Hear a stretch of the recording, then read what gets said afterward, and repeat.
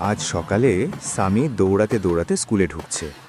হাঁপাচ্ছে, বুক ধড়ফড় করছে। মনে মনে শুধু একটাই কথা, আজ যদি স্যার কিচ্ছু না জিজ্ঞেস করেন। কিন্তু তার মাথায় বারবার ঘুরছে গতকালের ঘটনা। গতকাল বিকেলে সে মাঠে বন্ধুদের সাথে ক্রিকেট খেলছিল। খেলা শেষ করে বাসায় গিয়ে মোবাইলে গেম খেলতে বসে যায়। এদিকে মা ডাকছিল, সামি, কবিতাটা পড়ে নাও। সামি বলে, এই তো পড়ব। কিন্তু আসলে সে আর পড়েইনি।